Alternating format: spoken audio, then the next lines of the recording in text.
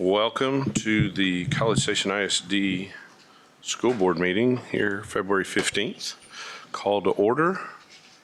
Declare quorum as 7 members present. Welcome to this meeting of College Station Independent School District Board of Trustees. We were elected at large to represent the interests of our community and our state in educating our students. Our mission for our students in this district is success each life, each day, each hour. We adhere to all pertinent laws, policies, and procedures in posting agendas and conducting our meetings. The detailed agenda information was made available to us at least 72 hours in advance, and we have all come to this meeting informed and prepared. We have just completed a workshop meeting where we heard reports and discussed much of the information needed to make decisions in either this meeting and upcoming meetings. This is a meeting of the 7 trustees in a public setting rather than a public meeting. As such, public comment is included on the agenda at a specific time and requires us to listen rather than take action so as to abide by the Open Meetings Act. We are pleased that you have taken time this evening to join us. We are very proud of this school district. We thank you for your interest in and support of our students. That brings us to item C, recognitions. Mr. Martindale. Thank you, Mr. Horak. This evening, to assist us with our Pledge of Allegiance to the American flag and Texas flag and our moment of silence, we have students from Pecan Trail Intermediate and Wellborn Middle School, and I would ask those respective principals, Ms. Kelly DeGear, Mr. Jeremy Stewart, to come forward and introduce those students.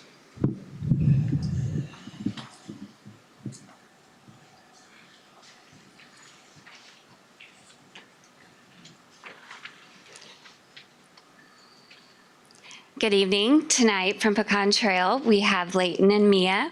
They're amazing owls and great leaders on our campus. They're also going to be starring in the musical Matilda this spring. So I'm going to have them introduce themselves.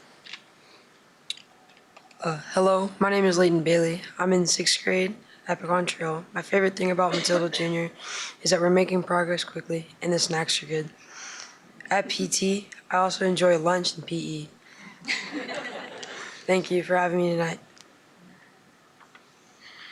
Hello, my name is Mia Williams, and I am in the 6th grade at Pecan Trail. My favorite thing about being in Matilda Jr. is how everyone is like a family in theater, and you feel comfortable with everyone. And at PT, I also love all of the teachers. They are really supportive and kind. Thank you for having me tonight. Hi, good evening, everyone. My name is Jeremy Stewart, and I'm the proud principal at Wellborn Middle School. I have 2 wonderful Warhawks who are going to introduce themselves and lead us through the pledges this evening. Good afternoon. My name is Tristan Robinson. I'm an 8th grader at Wellborn Middle School. I'm part of the house team at VINSA, the House of Integrity. And my favorite thing about our house team system is participating in house competitions. At Wellborn Middle School, I'm in athletics, and I participate in football and basketball. Thank you for having me here. Hello, my name is Michaela Martinez. I am in House of Odyssea, House of Compassion. I also do engineering, and my favorite subject is math. And thank you for having me. And please rise. Great job. Kick it off. I pledge allegiance to the flag of the United States of America and to the republic for which it stands, one nation, under God, indivisible, with liberty and justice for all. And now our Texas pledge. Honor the Texas flag. I pledge allegiance to thee, Texas, one state under God, one and indivisible.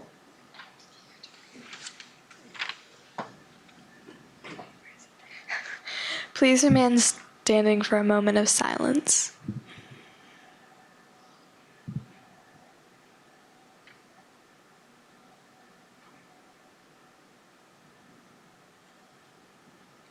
Please be seated. Thank you.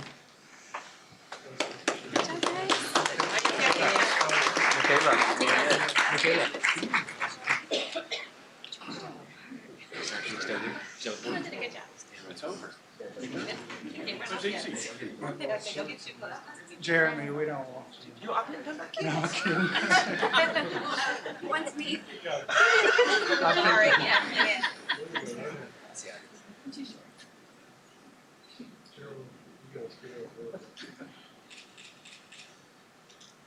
Great job. Good job.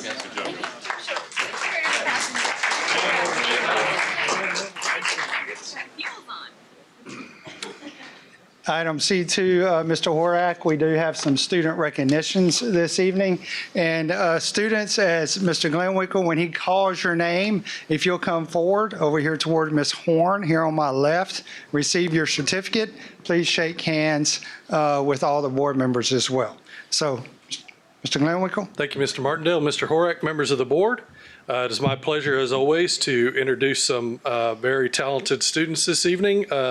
Tonight, in regards to fine arts. A total of 5 students from A&M Consolidated and College Station High Schools were recently selected to perform with the Texas Music Educators Association All-State Band and Choir. The All-State performances were held this past Saturday at the Henry B. Gonzalez Convention Center in San Antonio. High school students selected to perform in the All-State concerts have competed through an audition process, and it is the highest honor a Texas music student can receive. Out of more than 70,000 students from around the state whom audition, 1,875 are selected through the process in one of 18 ensembles in orchestra, band, and choir. As I call your name, please come forward to receive your certificate and be recognized. All-State Band, Edward Yan.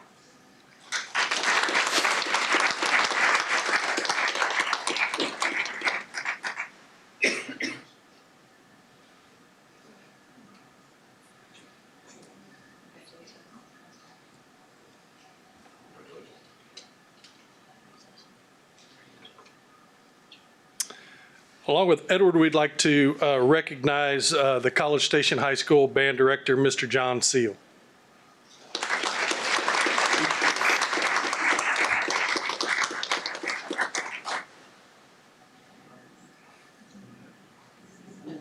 Come right here. Hey, he can go.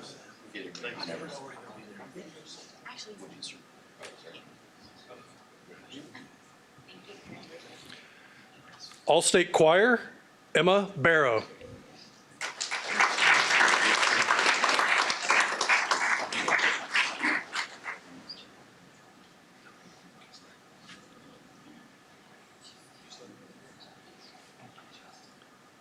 All-State Choir, Ashton Jasperson.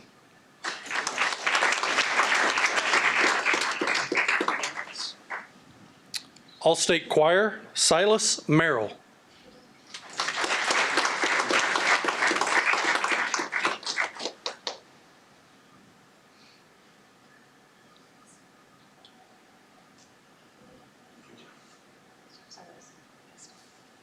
All-State Choir, Carson Cyber.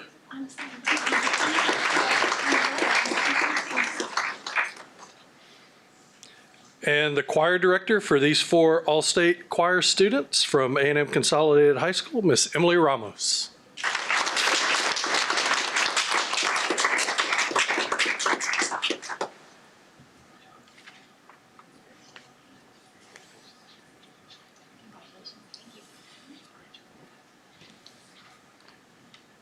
One more round of applause for our All-State Band and Choir members. And Mr. Martindale, this concludes our recognitions for the evening.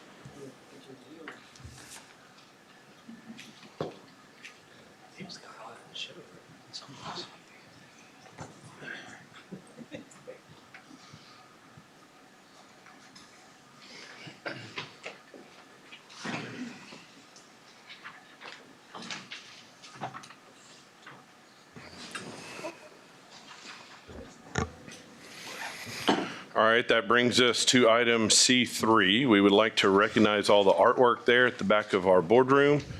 They are provided by the students at Pecan Trail Intermediate and Welborn Middle School. Extremely talented artists that we have in our district. So make sure you get back there to take a look at that before you leave. Item D, consent agenda. Those items are G, H2, H3, H4, J3, J4, J5, J6, J7, J8, J9, J10. Do I have any discussion or need a motion? I move to approve the consent agenda. I'll second. We have a first and a second. All in favor, say aye. Aye. All opposed, same sign. Motion carries 7-0. That will take us to board reports. Item E1.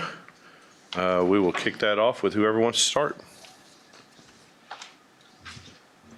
I'll just say the PAC had to reschedule because of the weather, and they're going to double up at the March meeting with everything. Head Start last week had the federal review audit, and I have to say, you know, Policy Council was interviewed, and you guys, I was completely blown away by the participation of the Policy Council, of the parents on the Policy Council. The heartfelt stories they told, the things that they brought to the auditor's attention, and the detail with which they told them. I mean, it was amazing. It was supposed to be 30 minutes, and we spent an hour and a half together.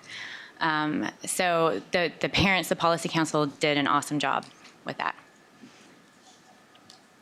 DEIC met last Wednesday. The staff development minutes waiver was approved, which we as a board just approved as H4 on consent. And then the council also approved the District of Innovation Plan, which will be presented to the board in March.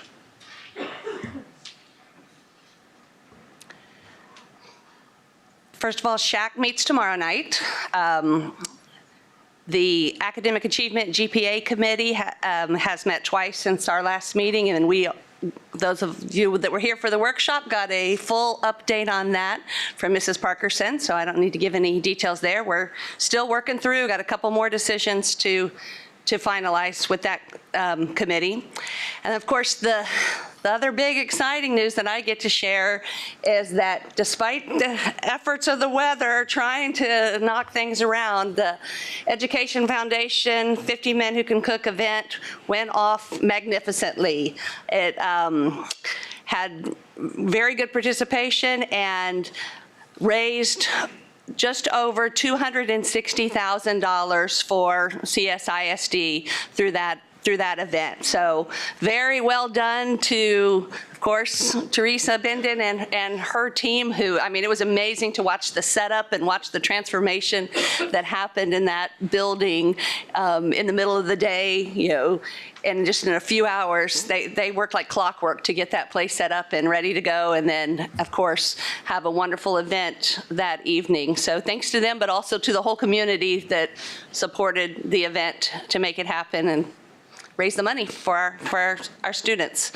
Of course, they'll move on. They got other work to do now. Got a lot of the student recognitions that will be coming up in the next couple of months. Things like the Hall of Fame is the next big one that happens. So. And I guess it would be remiss if I didn't point out also, thanks to some of the 50 men who are at our tables here that participated and helped with that effort. Participated and Maybe won a plaque or something, I don't know. No maybes. There were wins.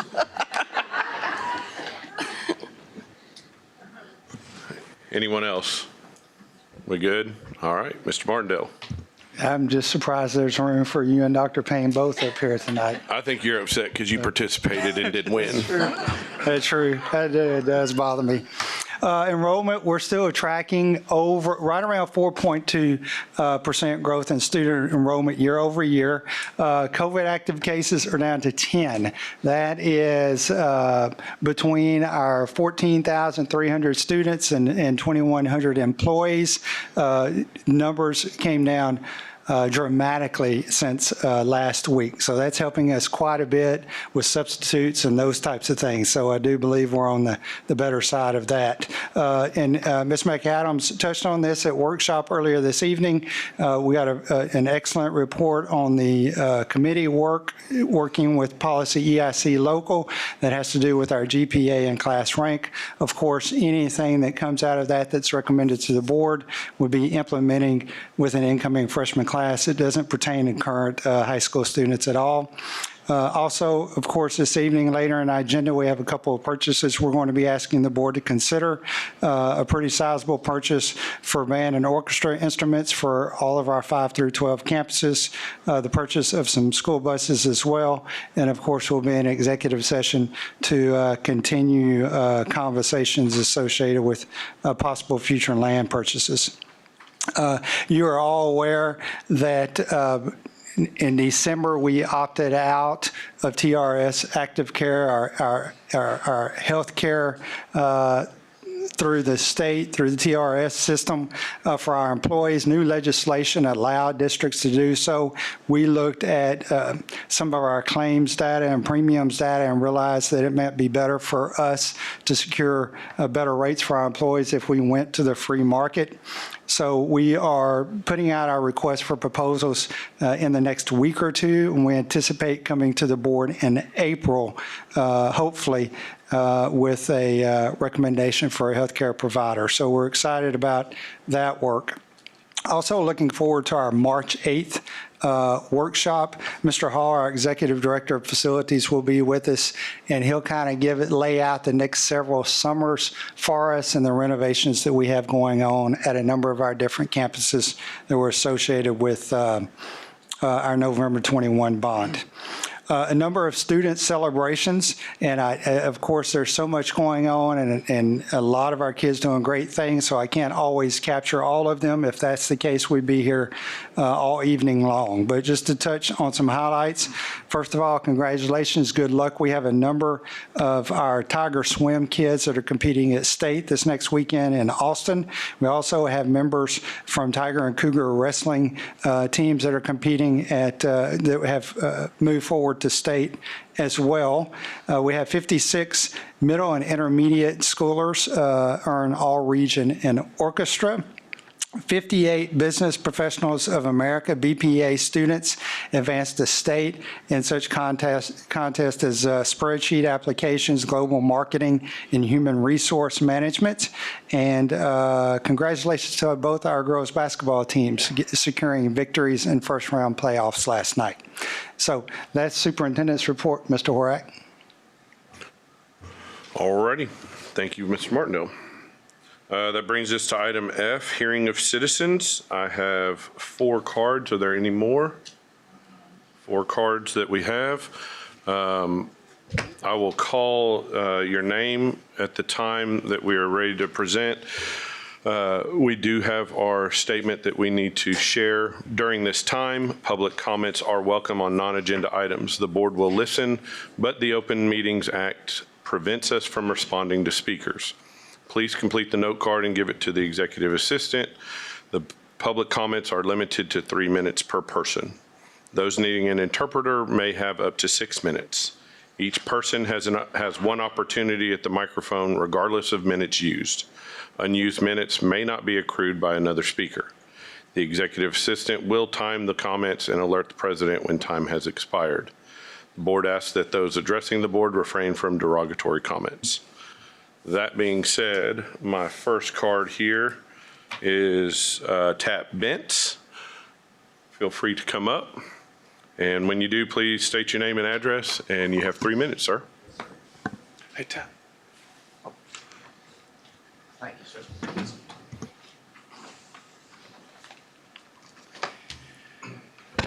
Appreciate y'all's time. I'm here to talk about putting the failed proposition from the last election onto a ballot possibly in May as quickly as possible. The boards before you guys worked tirelessly to ensure the student populations were equitable. The numbers really, they've shown that they've succeeded. I mean, they're pretty equitable right now. However, the athletic facilities are far from equitable. I can speak firsthand as being part of the Consol radio crew for the past 2 years that our press box is far behind other schools in our state. The size and comfort are always an issue, as visiting coaches and radio have to share space. Our own coaches cannot even fit into the box that is provided for them. At the same time, we all hope that the air condition will work that week, especially early in the season, which usually lasts till almost November with the 90-degree heat. And if the air condition doesn't work, yes, we're provided with little portable fans in the booth, but it's still pretty warm. And I've been very fortunate, I think, not to have been stuck on the elevator, which I know many people have had the unfortunate opportunity to happen to them. I know this ballot was put on the ballot before, and I'm going to be honest, we as parents failed the children of CSISD. It was so obvious to us that all these things were needed that we didn't do what we needed to do for our children and get out and advocate for it. But I can tell you that is on us as parents, but it won't happen again, as we will advocate and we will not fail our children again. Thank you. Thank you.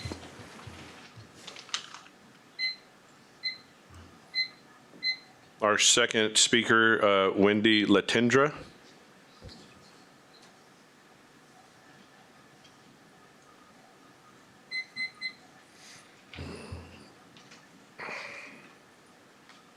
Howdy, my name's Wendy Latendry and I live at 5131 Bellerie Bend Drive.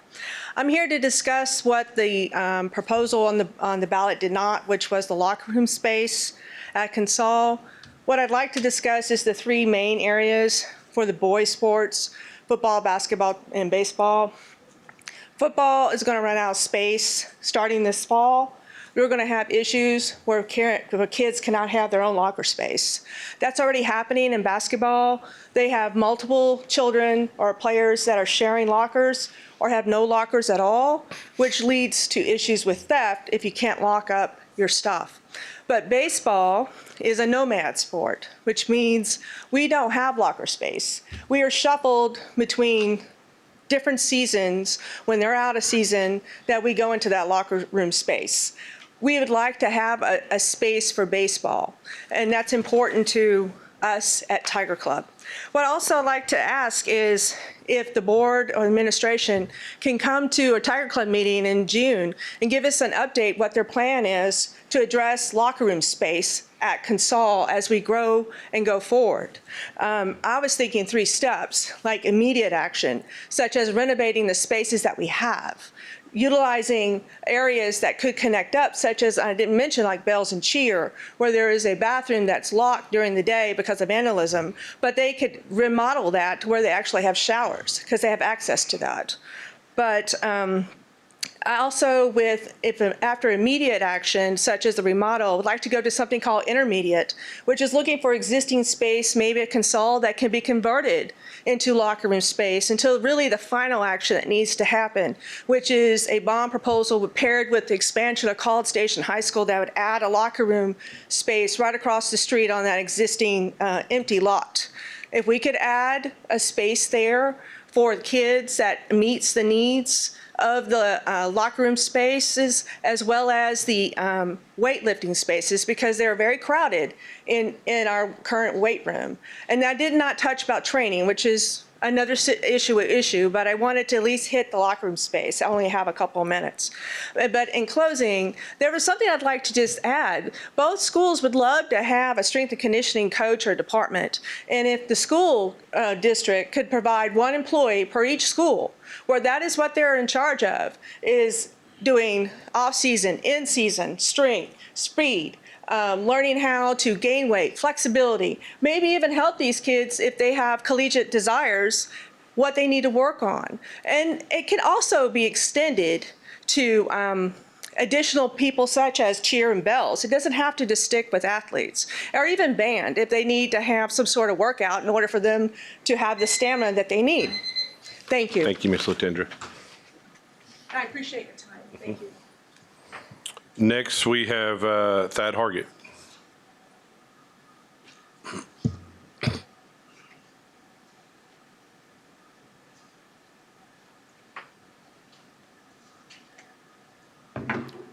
Thad Hargett, 5305 Jupiter Hills Court. Speaking on the same issue as the previous two speakers. First, I want to say thank you to the school board for allowing us to be here and the school administrators and just all you've done over the last few years in challenging times too. I have two E words. TAP used one, and I'm going to use the same one, equitable, but the other one is embarrassing. We're not arguing that the facilities and buildings should be completely equal. One was built decades ago and the other was built just a few years ago. We are arguing that facilities should be equitable. There's not a single person here that could argue that facilities are close to equitable currently. It's embarrassing that in a school district of this caliber that things have gotten this bad. I know I'm embarrassed when looking at this, at the presentation that my wife put together. I'm sure most of you have seen, and seeing the pictures that are in there. I would hope that the school board and administrators would be embarrassed by this as well. Our school's primary mission is to educate our young people, but athletics is the front porch that welcomes people from other communities, and this front porch is crumbling. The third thing is safety and well-being. Not only do the facilities look bad, there are general safety concerns as well. The kids are overcrowded, there's mold and buildup that could cause harm. And Wendy mentioned the training facilities and sports medicine facilities are woefully lacking. I'm gonna read a quote from one of the trainers. For those of you who may not know this, bond proposition includes money to fund a much needed facility upgrade that directly impacts my ability to do my job effectively, an athletic training room, sports medicine facility. Together, my boss and I are tasked with providing health care for all the student athletes, band members, cheerleaders, and dance team members at A&M Consolidated High School. We are talking injury evaluation, treatment, rehabilitation, and emergency care for 800 plus kids between the two of them. The facility we currently have includes 3 treatment tables and a taping deck. Currently, we regularly have to have students doubled or tripled up on one table, or even sitting or laying on the floor due to space constraints. Currently, our ice bath is outside due to lack of space indoors.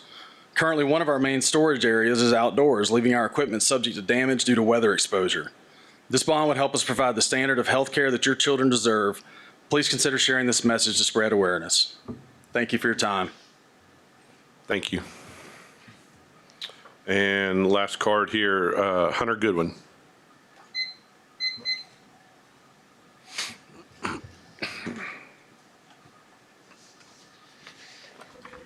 Hunter Goodwin, 1011 Lyceum Court, College Station. Wanted to thank the trustees for your service. I know the paycheck's not big, but we appreciate your service to the community.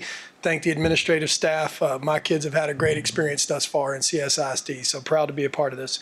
A couple points I want to make. Many of them are going to be duplicative to what's already been stated, but on the same issue. We all know about Prop D failing. There's a couple things I'd like to ask. I think point number one is I understand that procedurally there's some administrative challenges on getting this bond back up soon in May. So my understanding is it'll probably likely fall into November. I would ask for 2 things. 1, your support in making sure that this is a priority with you.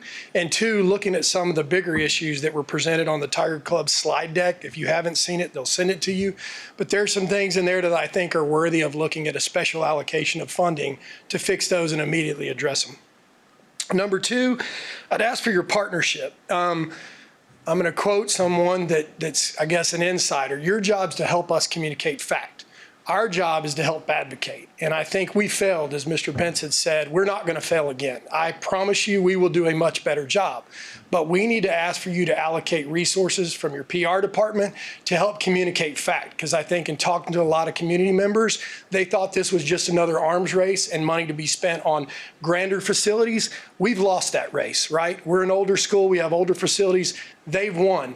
But to have, this is a health and safety issue. This isn't about an arms race. This is about fixing the existing environment and giving our kids a decent place to coexist and perform at a high level, for that matter. And then lastly, I think I'd like to request that you do a survey. You survey the members of the district. You include in that survey the presentation put together by the Tiger Club. Include the pictures. Let them see the microbial growth. Let them see the embarrassing conditions. Let them see the rusted out spaces. And ask the community, is this important to them? Because I think if they saw that, it would be an overwhelming response for the community to support in moving this bond up as fast and making it an absolute funding priority. I'll end on this. there's a little bit of irony as we went through this whole COVID fiasco and we talk about, spatial distancing and mask versus not mask. And there's all this debate about this. What I think's ironic is my daughter is required to wear a mask, sit apart, but yet when she goes to receive treatment, she's shoved in a room that's not big enough for one person. There's 4 of them in there. So there's a lot of irony that's playing out here. I would ask for your support. This is a major priority. And for me, I know my 3 minutes is probably running short. For some of you, athletics may not be important. It may not be something that helped you. For me, it is probably the single biggest foundation that's helped me create the life for me and my family that I've ever. It was the biggest thing in my life. I think it teaches you social skills. I think it is vitally important, and it's a major piece of what's made me the person that I am today. Thank you all. Thank you.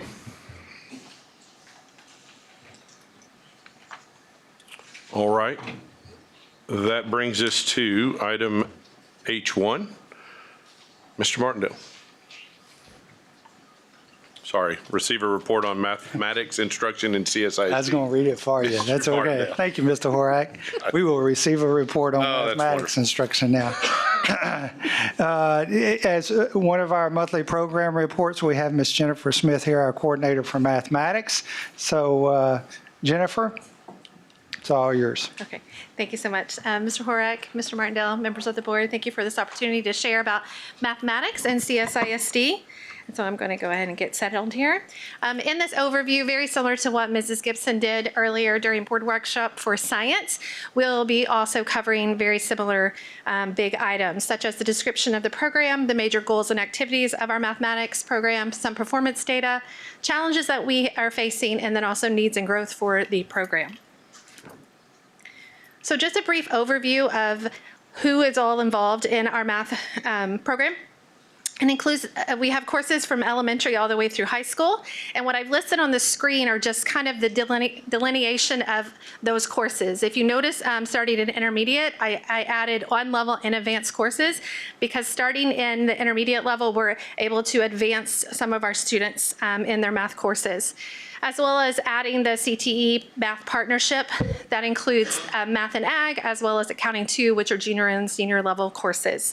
That could be in addition to the typical math courses that students take.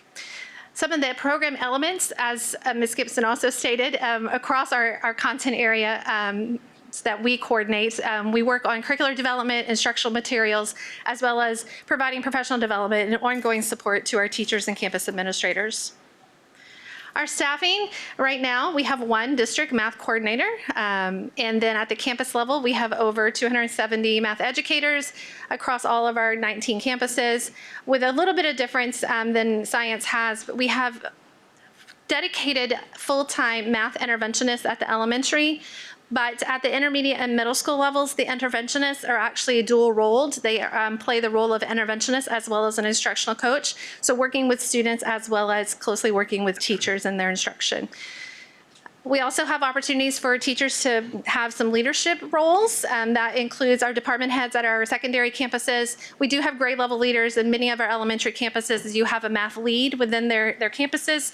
But we also, at a district level, have a curriculum writing team, which is comprised of 2 to 3 teachers, educators from each of the courses that we have written for our curriculum. Our budget funding sources come from lots of different areas. We utilize federal monies, state monies, local monies, as well as we have been gifted some great resources from the Education Foundation over the years. And so I just wanted to highlight some of the pieces. Most recently, we have used our ESSER funds in the federal budget area when it paid for our summer of 21 summer school materials and allotted resources for that. As well as this current fall, we asked the board to approve digital resources to support our learning loss at kindergarten and intermediate and middle school levels, specifically for some of the Education Galaxy and the Study Island. Some of you may remember approving that particular set of budgetary items. We have also in the past used Title IIA for professional development, focusing on advanced math recovery, or sometimes it's known as AVMR, and that's primarily at the elementary campuses. The state has provided us with our instructional materials allotment, and one of the things that we've done in that area is we have purchased Performing Math, which are performance tasks, which are different levels. So there's a little bit of a below level setting, on level, and then also an advanced level. And so teachers are able to assess their students in such a way that is not just multiple choice type of questions and that sort of thing, but it's good, meaty problems, and to kind of put their math thinking behind that and then display what they understand and transfer that knowledge from the classroom to a more life type of questions. The Texas Home Learning Network also has paid for ST Math that we are currently utilizing at our elementary campuses. And then the Texas Home Learning and the T-Class grant are paying for our Great Minds Eureka TEKS edition, which we'll be piloting at one of our elementaries this spring. And then we'll be moving on to using that in the fall for K through 5. Due to our extinguishing of our current contract with HMH, Texas Go Math, for their Tier 1 instruction. We also use our local funds for some instructional resources. We have purchased the CUDA software, which allows our high school teachers to differentiate some of their assessment type questions as well as their instructional practice times. But it also, what's nice in the CUDA software is that it provides some graphs already pre-made, and sometimes graphs can become very complicated, and try to create those in Excel is not always easy, or picture upon picture or picture. And so this software has really helped our high school teachers with that. Elementary, we have focused on some centers to be able to differentiate during their math workstation time, some independent practice for our students. And then in the Education Foundation has most recently purchased TI-84 calculators for our middle schools. Back in 2018, our curriculum writing team came together, and this curriculum writing team came together from pre-K all the way through calculus teachers, and then we wrote these transfer goals together. And so through multiple revisions and that 3 to 4 meetings, we kind of wrestled with all the things that we know at a global level of what we want our kiddos to be able to do. We don't want math just to happen in the classroom. We don't want math just to be paper pencil, but how do I take it from what I learned in my classroom outside of the school, whether I'm a pre-K student or whether I'm a student in calculus. So it says CSISD math students will be able to independently use their learning to communicate, analyze, and justify the reasonableness of mathematical ideas in diverse situations. We want them to be able to persevere in solving mathematical problems, select appropriate tools and technology to solve everyday problems with precision, and then model mathematical relationships to understand and make decisions in daily life scenarios. So that is about the description of what mathematics is in CSISD. As we move into our major goals and activities, they really stem around 3 big areas. It's our curriculum, it's the data, and then how do we support our students? And we use the MTSS process. And just as a reminder, MTSS stands for Multi-Tiered System of Support. So we're looking at not just children that are in need of intervention, but also in extension as well, and bringing those pieces together. So some of our big areas in curriculum development, we're really focusing on the horizontal and vertical alignment between grade levels and then within the grade levels. We also needed to shore up our advanced math sequence in intermediate through high school level. And so we've done that through compacting some of our standards to make our advanced 6th grade course a solid advanced 7th grade to be better prepared for the advanced algebra course that might happen in the middle school level, but then also moving into the high school level. And then we also are working on assessment development, whether there are unit assessments or formative assessments within that, to help our teachers have something pre-created to be able to work from in their classrooms. In that, thinking about assessment, that leads us to data. And being mathy kind of folks, we like to look at data. We look at data a lot of different ways, and how can we, slice it and dice it, and what can we use and how do we use it? And so teachers use this type of data. I use this type of data. Campus principals use this type of data. But we're looking at campus and class assessments. Sometimes teachers will create their own assessments, but sometimes a grade level or a department will create common assessments across that group. We also look at our NWEA MAP growth data that we take 3 times a year, as well as our STAR and EOC assessments that we take once a year. And then going into the MTSS process, which is a big, I believe it's goal 2 in our strategic plan. It's how do we support in mathematics with the resources for interventionists, the dedicated interventionists at K-8, but then also teachers, and then also how are we supporting the needs within our students who are identified ready or needs to go to summer school, as well as our House Bill 45 students for the students that didn't hit the mark on their state assessment. So moving into some of our data, even though we do look at data in multiple areas, I want to focus on two big assessment areas that we use.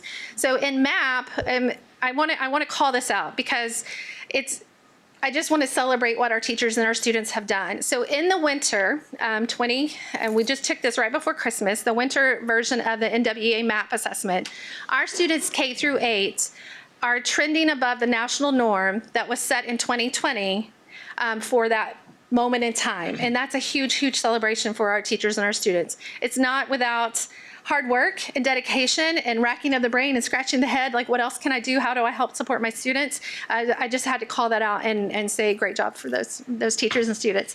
But most specifically in first grade, second grade, third grade, sixth and eighth, we have observed greater growth than what was really projected for those specific grade levels. And so that's a great kudos again to them. But even when these great things are happening, if we peel the onion back a little bit further and say, okay, lift the crust off the pie and say, what else is going on here? We still have some groups within our big population of students that are underperforming their peers. And so the question is, how can I leverage that MAP data to really make those instructional decisions? So within that MAP data, it not just looks at student data, but it breaks it into different categories. And so those are instructional areas that align to our STAR reporting categories. And so we can look at those particular areas for each of the grade levels and say, okay, do teachers need support when it comes to their content that they're providing for their student, the resources that need to be purchased for them, or do we need to reallocate resources that we have on our campus, or like, oh yeah, you remember that book we bought 5 years ago? We might need to use that one. So I wanted to share that piece with you guys too. In our STAR EOC, again, Ms. Perry shared about the TAPER report. You've had reports on STAR results from 2021, but again, I just need to call this out, that 60% of our Algebra 1 students in the spring of 21, think of it, it's COVID, virtual school, all the things. 60% of that population group that took the EOC scored at master's level, which is the highest level, performance level in STAR. The state percentage was only 23%. So again, kudos to our teachers and our students. Again, still leaves us with areas of opportunity. I don't want to just stay on that, but like what else can we do? Where can we go? And it's to increase the number of students from that approaching category, which is that first level of say you passed, to keep them moving to the meet section as well as the master's categories. So this graph, it is not super easy to see, so hopefully you can see from your version, your viewpoints. This is one of the data pieces that I wanted to show for you guys about the MAP data. So that first statement I mentioned about MAP, CSISD is the blue bar, and you'll notice the blue bar is greater than the gray bar everywhere. It's pretty close in second grade, but it is above. But basically what this is showing you is that the mean RIT score, and the RIT score is the measure that we use on MAP, is trending higher than the national norm that was set in 2020, which was based off of 2017, 2018, 2019 data. And so at this point in the year, in this, what part of the COVID pandemic are we in, that we are trending above. This data didn't look like that in the fall, I can tell you that. We had some dips below, but it's just, to me, it's like, okay, here we are, and let's just keep moving forward and doing great things with our kids. As you saw with Ms. Gibson's report in the workshop, very similar data. So I'm going to sit here for just a second so you can kind of gather your eyes on all the different things. On the left, you'll see data from 2019 to 2020. I have a little asterisk because that's pre-pandemic. That's all done before we went home for spring break, and it seemed like we never came back. Just for those of you that weren't here earlier, I want to point out to you the orange little rhombus, sometimes known as a diamond, but in the math world, rhombus. So had to get that in there. What that means is that is the projected proficiency, where MAP thought, okay, this is where we were in fall. This is how much growth we should have had in this in the winter, and so that's what that little piece is on the graph. The blue purplish bar is actually our observed growth, what our kiddos actually did from the fall to the winter. And so you see a little regression in kindergarten, and that sometimes happens, and that's not atypical in our data across typical years. Kids come in strong at the beginning of the school year, and then school kind of starts getting real, and it's really refining what they know. And so you see some little, in the 1920, you have some space in the second grade and that sort of thing. But then when we move over to the 2021 fall to winter growth, you see big gap between first grade, second grade, and third grade from the projected to the observed growth. But then when you come down to the 21-22 school year, you see that we are closing that gap. Another way to view on this particular slide, like if I look at my kindergarten students on 1920, they're the first bar. I'll use my mouse to kind of help guide. So that's there. Then on the fall to winter, they're first grade. See that difference right there from about the same time period of school? But then look where they are this year from fall to winter. So we're kind of making some gains. Again, it's not without hard work and dedication. One of the other things that we have just most recently started using is our Performance Matters database, that we're compiling our data from MAP and ultimately from our class and district assessments, but then also our STAR data. So we'll be able to pull those things together in our new database to really hone in even more for this data. So Mr. Martinelli, did you want to say anything else on this one? No, you're good? Great job. Okay. All right. And so this moves us to, we still have some challenges. Even though we have plenty to celebrate, we still have some challenges.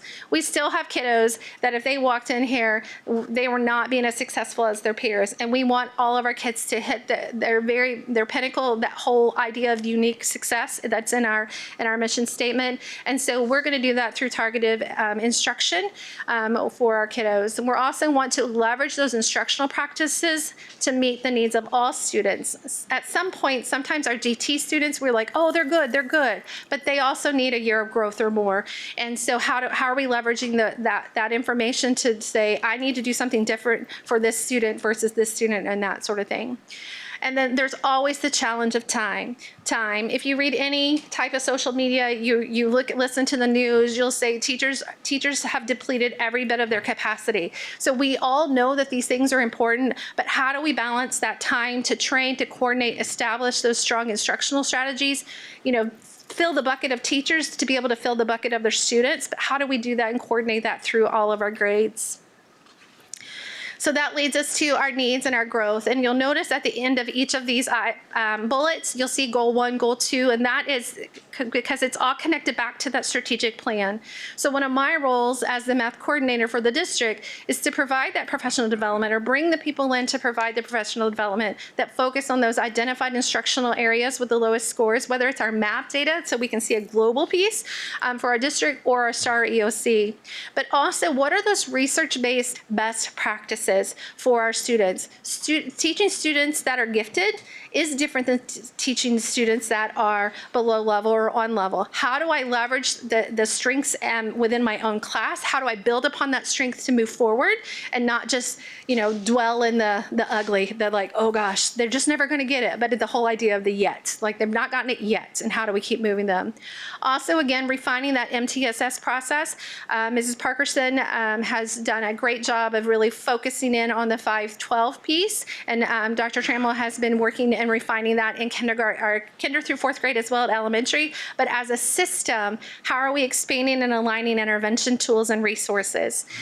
Also, at the intermediate and middle school, to try to be creative, because getting intervention in during a bell schedule is very different than in elementary, where there's a little more flexibility in our scheduling. But how can we create an intervention course that will increase the effectiveness of interventions that is more consistent and reliable?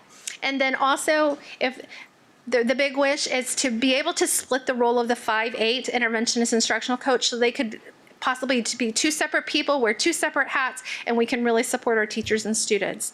So that leads me to the end. So if you have any questions or comments, I'll be happy to answer them or try my best.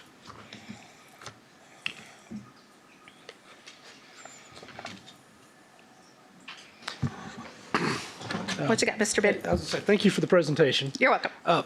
In regard to the intervention course that you mentioned at the end. Yes. How far along are y'all in that process? Or So we have some friends in Midway ISD that have shared some of the things that they have done within the system, their system over there in Waco, and just kind of like dabbling and brainstorming what that might look like to be able to offer that maybe as like an elective course and that sort of thing. But students would be strategically placed in that. That is as far as it's gone. It's just conversation. So it may not be a this year or even a next year item, but in a long range plan, like how can we best support our students on a more consistent basis instead, hey, come during advisory, oh, come before, that sort of thing, that it could be scheduled in their day. So. I love to see all the goals integrated on there that, our goals 1 and goal 2s, because so much of what you're working on is aligning with those. So that's wonderful. But yeah, I kind of my same thoughts about the interventionists, and they came up so much during the strategic planning as well about how that role is so important to help meet those goals. Especially during this, this year and the new state, well, we know there's the COVID issue, there's that issue and the subs issue, but I won't deal with that one. But the more the state requirement for all the tutoring, right? How are the interventionists pulled into that role as well? And is that, I can see to some degree that's a good thing, or is that making it just more work for them, I guess? So if you kind of think of it, it's two things that seem very, very similar and sometimes have the same exact players within supporting it. So what we do for kids that is best practice would be underneath the MTSS umbrella, which is really providing that tier 2 and intervention, which is a little bit more than what they're getting in class on a daily basis. And then tier 3 intervention is much more streamlined, where they're either have an increased number of minutes or they're getting pulled out with a smaller number of kids to really focus in on that. So that is what we're going to do as good practice, because we know that's what's best for kids, research-based, that sort of thing. The House Bill 4545 is an additional element, and you're going to sometimes see some of the same kiddos and also some of the same educators to work within that, but that's really complying with the state of Texas and what they've asked us to do. But then also it's going to pinpoint like how many hours that they're working towards. So what we have done this past summer is try to leverage our summer school program to help support that, and then also making up the gains, during the school year. So does that help you answer the question? So in general, you're saying, though, the interventionists are usually a tier 2 and tier 3, and the House Bill 4545 is kind of on top of that. Right. So some of our campuses are, I'm going to use Oakwood as an example, just because I see Mr. Simek right there. In the Sorry. front row. But they are really doing a tremendous job of leveraging the liftoff, which is a portion of the study island that you guys approved budgetary-wise for ESSER. And they're pinpointing time to get the 30 hours for each of their students who did not master what they needed to do on the previous grade level. So like their incoming 5th graders, they're working toward filling the gap what showed up on the 4th grade STAR test. So these are kiddos they've never seen. And so it's our kiddos, and when they went to summer school with elementary, they were able to get some of those hours in, but they weren't able to maybe finish all 30 hours. And plus we didn't know that at the beginning of the time when we started summer school. That was an afterthought, at least for us, because it didn't happen, like it wasn't shared. And so they're leveraging some of our digital resources to really help pinpoint that piece. So it looks a little bit different, but it feels the same. It gets really muddy, to be clear as mud. So. Well, just a general thank you for your role. And again, same as we said during the science presentation earlier, I think it illustrates the need for this curricular role to help with that alignment. So, and the focus on the math particularly. Thank you. And Kimberly, to add on to what she mentioned, you guys have heard me say a number of times, especially first of this semester, first of the school year, when we're dealing with cases more and more, struggling with substitutes and those types of things, the interventionist and the specialist and those folks' roles have been disrupted through the course of the year, because when we run short in those particular areas, those folks kind of leave their responsibilities and go fill in as a classroom teacher. So it has been no fault of any of theirs. It's really just folks coming together and do what it takes, right, to take care of the kids. But so their schedule and consistency has been disrupted through the course of the year. Like I said, I think we're kind of have turned that corner once again. But I'm eager to see the real results after we have a year where we're not dealing with that type of thing, because you saw the growth that already occurred compared to pre-COVID norms, and that's a result of a lot of folks working very, very hard at our campuses. Okay. Thank you so much. Oh, sorry. Sorry, I just wanted to say thank you again, and great report. And I really liked getting both of these reports together, actually. It really, for me, it just showed me how important your roles are, the coordinator roles, how vital they are to this district. And so thank you. And then also, I love the transfer goals. I love that. And I think the kids probably really appreciate that too, so they can see what they're aiming for. Absolutely. So thank you. I want to thank you for making my 10 and 13-year-olds much better at math than I am. And math taught, if you have younger kids, I see Ms. Barrington at Greensbury Elementary, math taught me the new word, which is subitize. So thank you. Yeah. Okay, know what it subitize means, do you know what it is? Look, Go, Mr. Bay. Can you tell him? No, I can't splash my He just knows the word. They had to put it together, right? They had to clump it together. Yeah, well, to be able to count something quickly. There we go. Thank You didn't even. See, they're better than me. You didn't even know what the meaning was. I was just checking if But you it is did. a nice word to use, subitize. Thank you. Thank you. Thank you, Ms. Smith. All right, that brings us to J1. Consider approval of the purchase of band and orchestra instruments in the total amount of $1,781,935.10 from the Tuba Exchange, the String and Horn Shop, Washington Music Center, Liesel Violin Shop through the Buy Board Co-op contract number 619-20 utilizing 2021 bond funds. Mr. Mark. Thank you, Mr. Horak and board members. This is a purchase for quite a few band and orchestra instruments. These will be distributed throughout our 5 through 12 campuses. We're utilizing 21 bond funds for these. With additional information regarding the purchase, or if you have any questions, our CFO, Ms. Strauss. Thank you, Mr. Bartondale, Mr. Horak, and members of the board. So Mr. Eakes, the Director of Fine Arts, and his team throughout the bond planning process assessed the music instruments and put together priority lists. Of course, things changed, but as they got closer, they looked at that again to make sure everything was correct. And they went out for bid or quotes from a number of vendors that are well known for their music instruments, and they're already on a buy board, so that did speed up the process.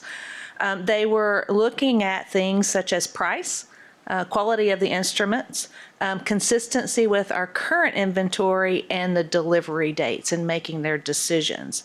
But ultimately, they recommended the purchase of over 500 instruments to 4 different vendors, as mentioned: the Tuba Exchange, the String and Horn Shop, Washington Music Center, and Lyle Violin. As mentioned, it'll benefit intermediate, middle, and high school campuses to the tune of $1,781,935.10. So I'll entertain any questions you may have about this. Did y'all subitize these groups? Just asking. It's paying off already. Yeah, it is. I move to approve as presented. I'll second. We have a motion and a second. Any discussion? All in favor, say aye. Aye. All opposed, same sign. Motion carries 7-0. Thank you, Ms. Draws. I believe you're staying there, though. I'm staying here. J2 brings us to consider approval of award of RFP number 22-010 for the purchase of 14 buses in the amount of $1,805,028 from Longhorn Bus Sales utilizing 2021 bond funds. Mr. Martindale. Again, an additional purchase from our 21 bond funds, and Proposition A included an allotment of funds for the purchase of new buses. This is for 14 of those, which is a little bit over half of what were anticipated from the bond. So with additional information, Ms. Strauss. Thank you again. So in this particular item, at the recommendation of Ms. Schaefer, our Director of Purchasing, we actually went out for a request for proposal, thinking she felt like that would get us the best pricing. So went out for 14 buses. That would be 55 passenger buses that are designated as special needs and 9 77 passenger buses.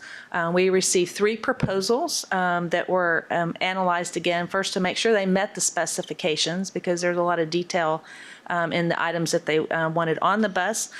Consistency with our current fleet, because that's important for the maintenance and parts inventory, and price. So based on all of that, the review committee recommended purchasing from Longhorn Bus Sales, which also happened to be the low proposer. For the 14 buses, $1,805,028 out of 2021 bond funds. So I'll entertain any questions you may have. I motion we approve the funds used as purchased. Second.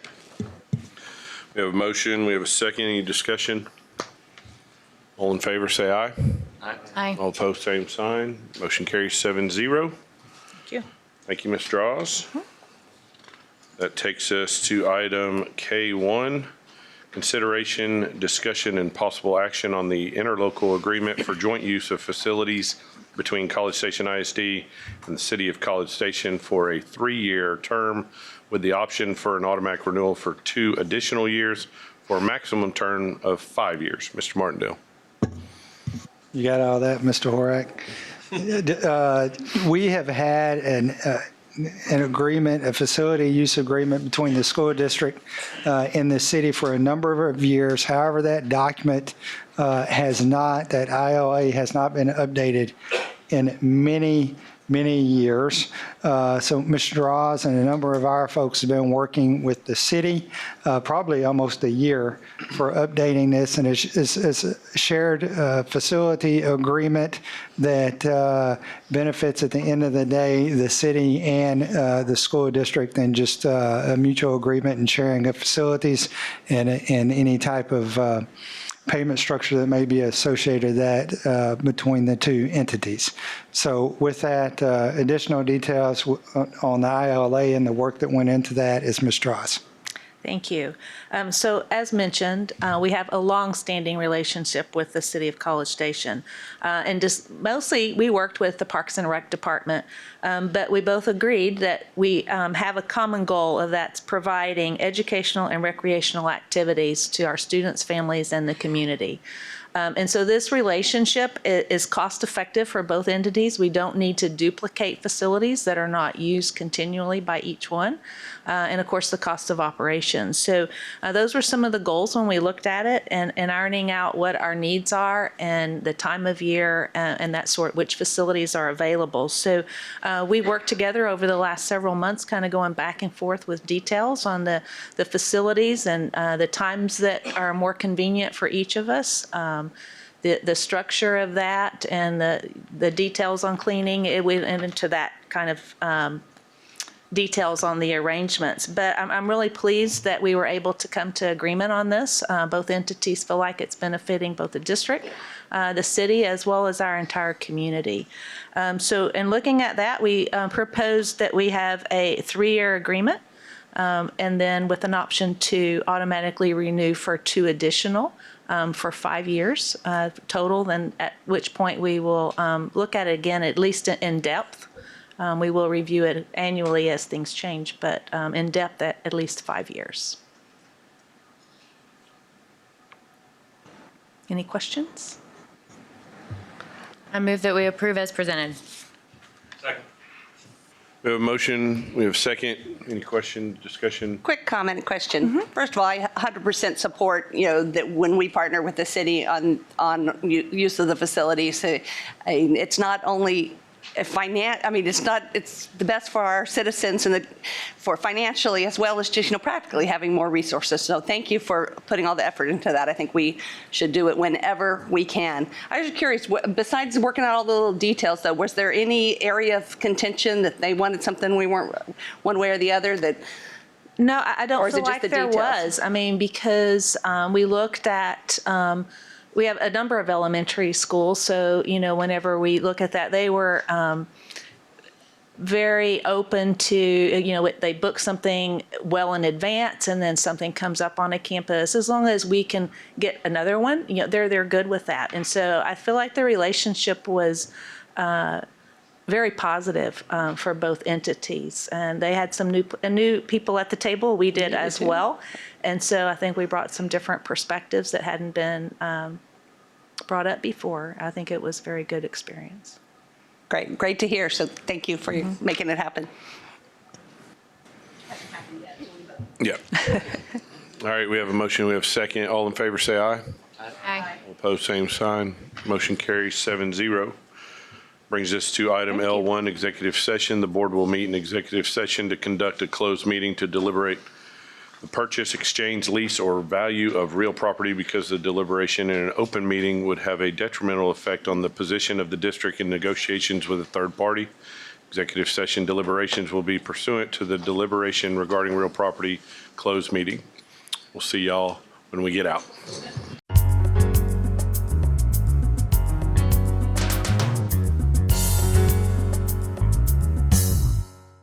All right, everyone, we are back from executive session. Thank y'all for being here. We're going to adjourn.